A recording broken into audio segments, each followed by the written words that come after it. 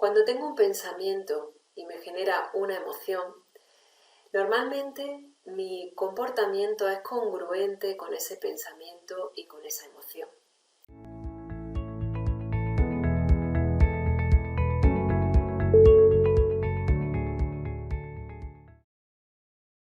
Cuando tengo un pensamiento y me genera una emoción, normalmente mi comportamiento es congruente con ese pensamiento y con esa emoción.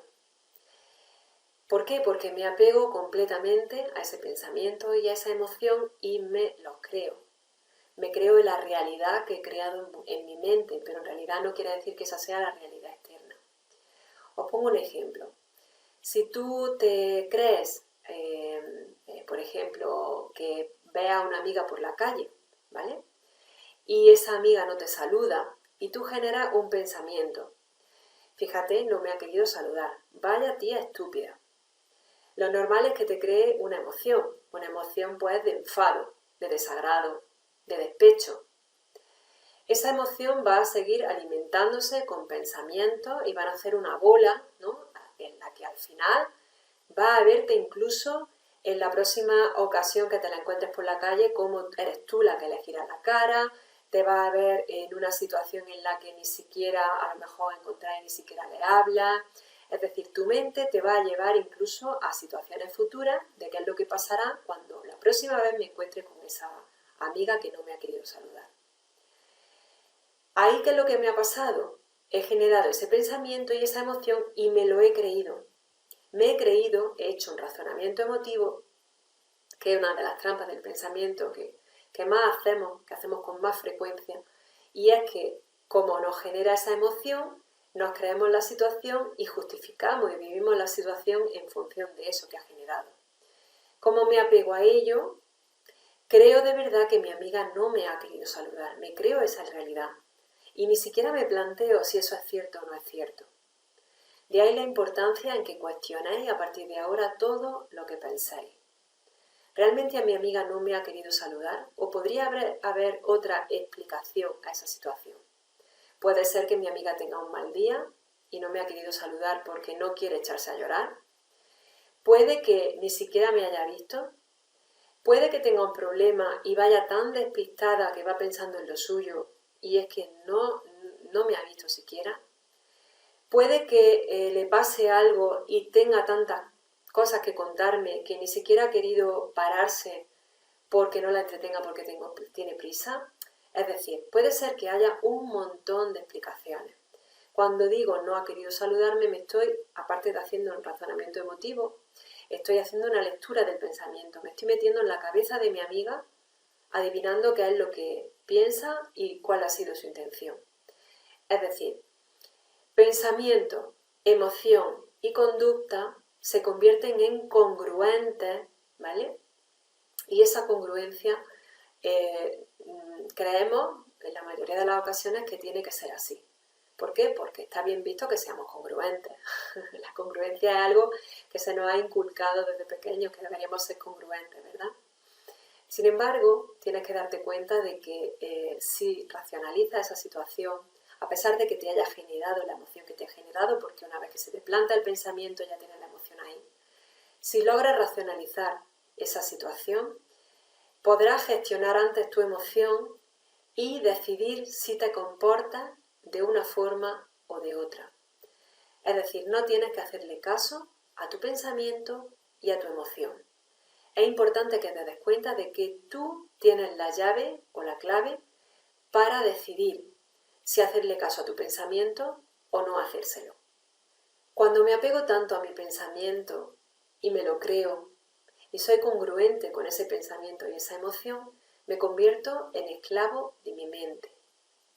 No sé si había escuchado una metáfora, un cuento, en el que el protagonista es un niño que le pregunta a su padre por qué ese elefante grande está atado en el circo, está atado a esa estaca tan pequeñita clavada en el suelo. Y el padre no sabe qué decirle, le dice que es porque está amaestrado. El niño entonces le pregunta que si está amaestrado, porque lo tienen atado. El padre no sabe qué contestarle. Y al final el niño, después de darle muchas vueltas a por qué puede ser aquello, llega a una conclusión. Llega a la conclusión de que cuando el elefante era pequeñito, efectivamente lo estaban amaestrando, lo estaban domesticando y le hicieron, para que se quedara quieto, para que se comportara como los demás decían que tenía que comportarse, de pequeñito lo ataban a esa estaca que para él entonces era grande y creció asumiendo que cada vez que lo ataban tenía que quedarse ahí quieto, a pesar de que ahora el elefante grande podía simplemente moviéndose arrancar ese palo y no lo hace. Este cuento os muestra esa congruencia que te digo, que muchas veces tenemos con esas creencias, esos esquemas de pensamiento con los que crecemos, esas situaciones, esos esquemas que vamos generando a lo largo de nuestra vida y que hacen que pensemos de una forma determinada o que reaccionemos ante las situaciones de una forma determinada. ¿Por qué? Porque han dejado en nosotros una huella emocional y por lo tanto cada vez que se nos presenta una situación parecida, pues pensamos y reaccionamos emocionalmente de forma parecida a cómo ocurrió en el pasado. Eso no quiere decir que la situación del presente sea la misma. Lógicamente no puede ser la misma.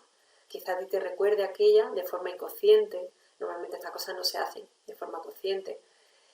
Otras veces sí, pero lo normal es que de forma inconsciente incluso tú reaccionas de la misma manera, a pesar de que la situación de hoy es totalmente distinta. El elefante, a día de hoy, su realidad era totalmente distinta, pero él se seguía comportando como cuando era pequeño. También para ilustrar esto que os estoy diciendo, me gusta mucho esta foto. En esta foto se ve a un caballo o un burro, no sabemos, no sé muy bien lo que es, creo que es un burro, y está atado a una silla. ¿Pero de qué es la silla? La silla claramente es una silla de plástico. El burro perfectamente podría moverse, podría arrastrar la silla y podría ir donde quisiera. Incluso llegaría un momento en el que, bueno, al principio a lo mejor le costaría, le molestaría el arrastrar ese peso, pero llegaría un momento en el que sin darse cuenta casi se la dejaría colgando en algún sitio. Se desharía de esa silla porque la cuerda se rompería. Pero sin embargo el animal ha asumido que una vez que lo atan tiene que quedarse quieto y no se plantea si la situación es diferente. Entonces se comporta congruente a lo que le han enseñado. Así es como nos vemos cuando le hacemos caso a nuestra mente. Cuando te crees tu pensamiento, cuando ni siquiera lo debates, cuando ni siquiera lo discutes para ver si pertenece al momento presente, si pertenece al momento, a un futuro que todavía no ha existido, no existe, o si con ese presente que estás viviendo estás distorsionando de alguna de las formas. Si ese pensamiento genera unas emociones en nosotros, probablemente sean emociones que están provocadas por esas distorsiones mentales que estamos teniendo en este momento. Si ni siquiera nos lo planteamos, nos veremos como ese elefante o ese burro, atados a una realidad que nos creemos que es cierta, pero realmente no lo es. A menudo veré la realidad distorsionada, creyéndome que algo inofensivo, por ejemplo, puede ser algo peligroso. Esto es lo que hacemos continuamente en los miedos, ¿no? En todos los trastornos que cursan con miedo, por ejemplo, la ansiedad, por ejemplo, todos los derivados de la ansiedad, como la fobia, el trastorno obsesivo compulsivo, etc. Con todo ello estamos distorsionando la realidad de esta manera. Nos estamos creyendo que el pensamiento, que es totalmente inofensivo, ya hemos visto que podemos tener muchos pensamientos de muy diversa índole y que todos tienen el mismo valor. Todos valen lo mismo, aunque nos generen emociones diferentes. Nos creeremos que eso inofensivo puede ser peligroso y entonces nos veremos pues como en esta foto pensando que un gatito, que sí, que como mucho puede arañarnos, como mucho nos puede tirar un bocadito y molestarnos, puede convertirse en un tigre fiero, feroz, amenazante y que incluso nos puede costar la vida. Por tanto, todas las emociones tienen una función adaptativa. Están porque tienen que estar. Si no tuvieran que estar, si no fueran adaptativas, la naturaleza, que es muy sabia, la hubiera erradicado hace ya muchísimos años. Sin embargo, algo que se mantiene durante miles de años es porque tiene que estar, es porque de alguna forma nos hace adaptarnos al entorno y sobrevivir. Solo dejan de ser adaptativas cuando las alimentamos con nuestros pensamientos y hacemos de algo inofensivo o algo que es normal que tengamos, lo hacemos un mundo. Porque distorsionamos con esos pensamientos que hacen que exacerbemos la realidad y por lo tanto la emoción aumente o se dispare o se mantenga demasiado tiempo o también con una intensidad que no es la adecuada. Por ejemplo, tener preocupaciones es normal.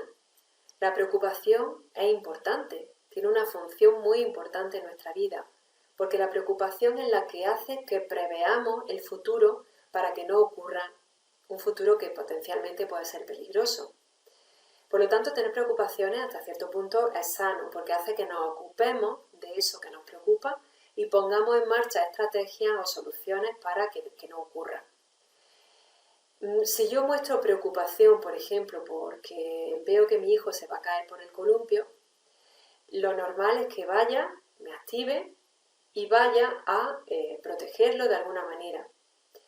Lo anormal sería cuando esa preocupación hace que continuamente, constantemente, le esté diciendo al niño ten cuidado, te va a caer, metiéndole el miedo en el cuerpo y haciendo del niño un niño inseguro. La primera preocupación sería sana, sin embargo la segunda generaría ansiedad. Por ejemplo, otra preocupación que no nos gusta sería la tristeza. Sin embargo, la función de la tristeza es importantísima. La tristeza hace que, ante una situación de duelo, y cuando hablo de duelo no solamente me refiero a la pérdida de un ser querido, a la muerte de un ser querido, sino a cualquier tipo de duelo que podamos tener en nuestra vida, que tenemos muchos. Por ejemplo, la pérdida de dinero, la pérdida de un negocio, la pérdida de una amistad, o la separación de una amistad, o la ruptura de una pareja, la pérdida de estatus social, es decir, pérdidas y duelos tenemos un montón a lo largo de nuestra vida. El sentimiento de tristeza es aquel que hace que me quiera cobijar en mí misma para procesar esa emoción, para gestionarla, para adaptarme a la nueva situación que ha cambiado y de esa manera poder generar estrategias para enfrentarme a la nueva realidad con una actitud diferente y habiendo procesado ese duelo de forma sana. Cuando queremos evitar una situación de duelo, por ejemplo, lo que hacemos es no permitirnos vivir el duelo en el momento que nos corresponde o con la intensidad que nos corresponde. Entonces, ese duelo al final se puede convertir en un duelo patológico.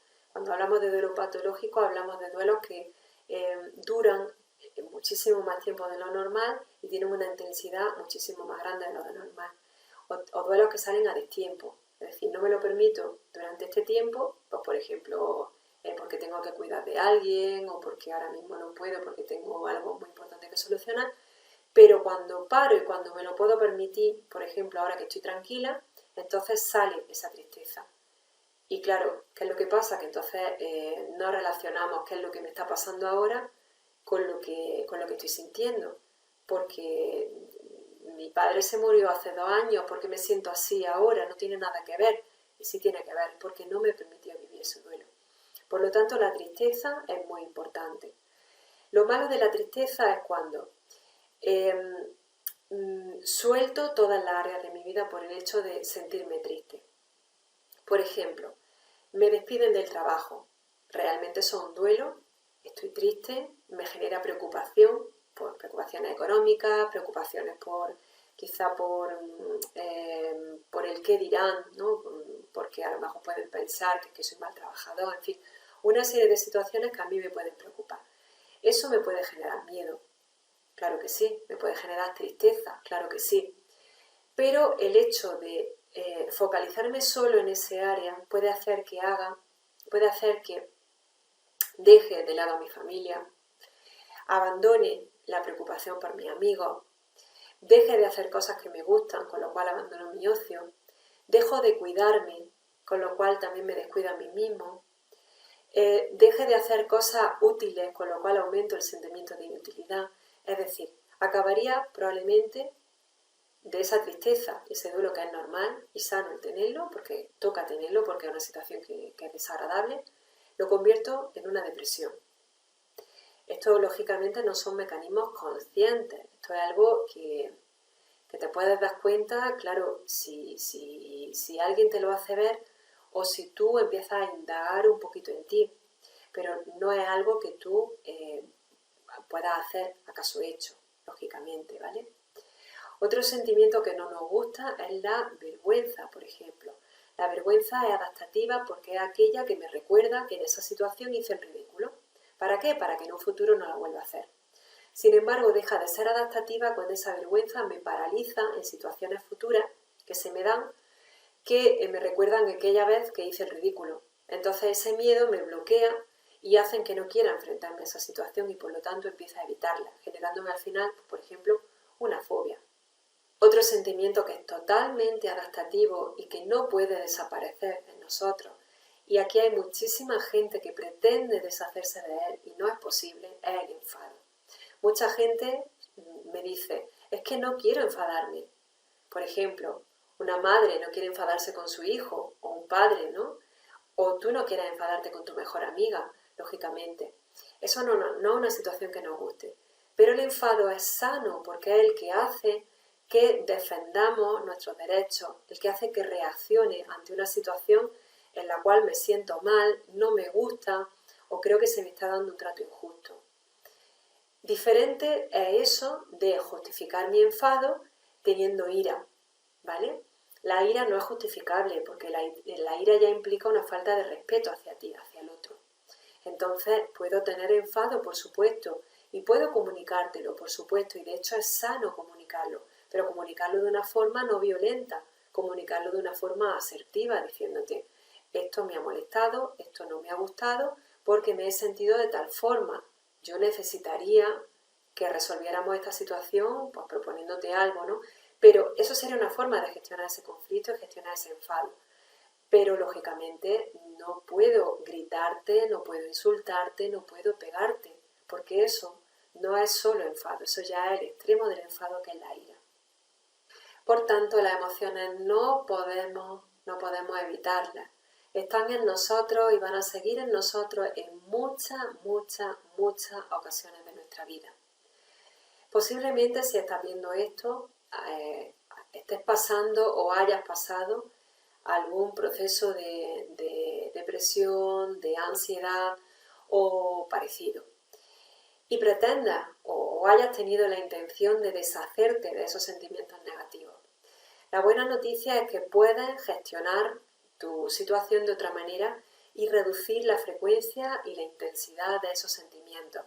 La mala noticia es que no los vas a erradicar de tu vida, puesto que habrá muchas otras situaciones en las cuales te sientas triste, no ya deprimida o deprimido, o te sentirás con ansiedad o estresada o estresado, pero ya no con una intensidad patológica que condicione tu vida, ¿vale? Es decir, que vas a tenerla de vez en cuando, pero no será nada malo, las vas a saber reconocer y las vas a poder gestionar de una forma mucho más sana, de manera que te permitan continuar con tu vida sin bloqueo. Te recuerdo que el ritmo de la emoción y del pensamiento son totalmente diferentes, por lo tanto, cuando genera un pensamiento que te suscita una emoción, el pensamiento puede desaparecer rápidamente intentando buscar un pensamiento más ajustado a la realidad, debatiéndolo internamente, hablándolo con otras personas, pero la emoción va a tardar mucho más tiempo en diluirse, va a tardar más tiempo porque van a ritmos distintos. Ya sabes que la estrategia es tener paciencia, saber que con ese discurso, si lo tienes en mente continuamente, te lo repites, por ejemplo, en forma de autoinstrucciones, llegará un momento en que pensamiento y emoción se encuentren y por lo tanto eso te ayude a gestionar tu emoción de forma satisfactoria. Recuerda que nuestro mundo interno debería ser guiado por la realidad, por lo que nosotros vemos fuera de forma objetiva. Sin embargo, a menudo nos vemos inmersos en esa realidad subjetiva que hemos visto que se distorsiona muy frecuentemente y que nos la creemos a pie juntillas. De esa manera nos creemos una realidad totalmente de película, totalmente de ficción. Y esa no es la realidad. Por eso te digo que tú no eres tu mente, tú eres mucho más allá que tu mente. Tú eres la persona que contiene esa serie de pensamientos que en un momento dado pueden ser más ajustados a la realidad, en otros menos. En un momento dado pueden ser pensamientos absurdos, en otros pensamientos catastrofistas, en otros pensamientos del cuento de la lechera, de aquellos que te hacen tener ilusiones, castillitos en el aire, aunque luego se te derrumbe. Pero tú no eres ese pensamiento, por lo tanto no te identifiques con él. Tú no eres eso, tú eres mucho más que ese pensamiento. Y hasta aquí esta explicación de cómo funciona tu mente. Recuerda que el objetivo de estas clases es que aprendas cómo funciona, porque para aprender a manejar algo primero debes saber cómo funciona. Tú no puedes arreglar un transistor o una radio si primero no la has destripado y has visto cómo funciona y conoces cómo son sus circuitos, cómo son sus piezas. Por lo tanto, para poder gestionar, para poder transformar, para poder hacer algo con eso, tienes primero que conocerlo. Ese es el primer paso. Conocer es el primer paso de una buena gestión del pensamiento y emocional. Espero que todos estos vídeos te hayan servido como punto inicial de partida hacia ese viaje interior en el cual vamos a aprender a gestionar los pensamientos y las emociones. Espero que cada vez que tengas una emoción o un pensamiento que no te guste, intentes recordar lo que hemos hablado a lo largo de estos vídeos y te ayude para empezar a gestionarlos de otra forma diferente. Seguro que si interiorizas muy bien todo lo que te he dicho, te va a resultar luego mucho más fácil aprender las técnicas de gestión emocional que vienen a continuación.